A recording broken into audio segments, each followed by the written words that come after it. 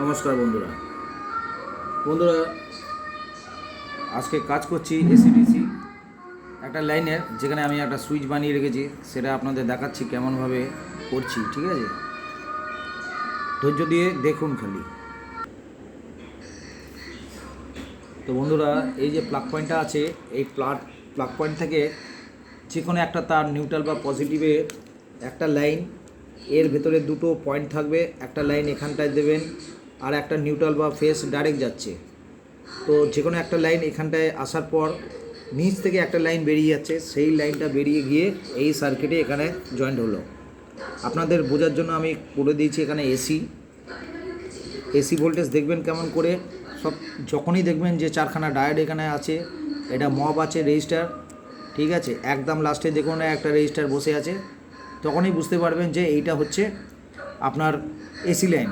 কেন ডিসি লাইনে আপনি যখন আসবেন, ডিসি লাইন বুঝবেন কেমন করে। এই দেখুন 100 এমএফডি যে ক্যাপাসিটার আছে, এখানে দেখলে আপনি হালকা বুঝতে পেরে যাবেন, যেহেতু ট্রান্সফরমার আছে, ট্রান্সফরমার হয়ে এটা ডিসি ভোল্টেজ বেরাচ্ছে।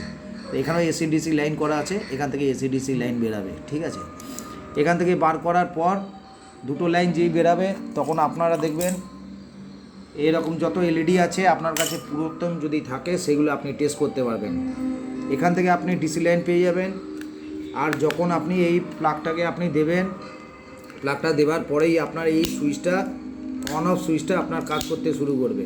এই অন করবেন, এটা অন করা মানেই এখানে লাইন চলে আসা। আপনি টেস্টার ইউজ করলে দেখতে পারবেন আপনার লাইন ঢুকে গেছে। যখনই এখানে লাইন পেয়ে যাবেন, তখন আপনি মিটারে চেক করে নিন ডিসি ভোল্টেজটা এখানে এসছে কিনা। ডিসি ভোল্টেজ যদি এখানে চলে আসে, তাহলে আপনি বুঝবেন যে এলইডি যে স্ট্রিপটা আছে, এই স্ট্রিপটা আপনার ওকে আছে।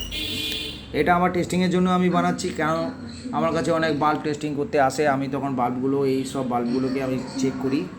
আমার পুরনো ভিডিও আপনারা দেখতে পাবেন, পুরনো ভিডিওতে সব কিছু দেওয়া থাকে।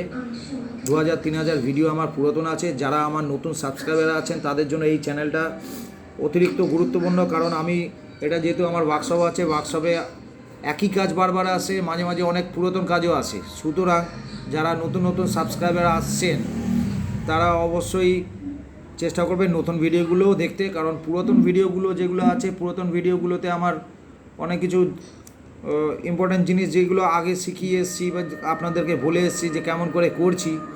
কিন্তু এটা না যে নতুন যারা আছেন যে তারা কাজ শিখতে পারবেন না বা বুঝতে পারবেন না, কারণ কাজ অনেক রকম আসতেই থাকে।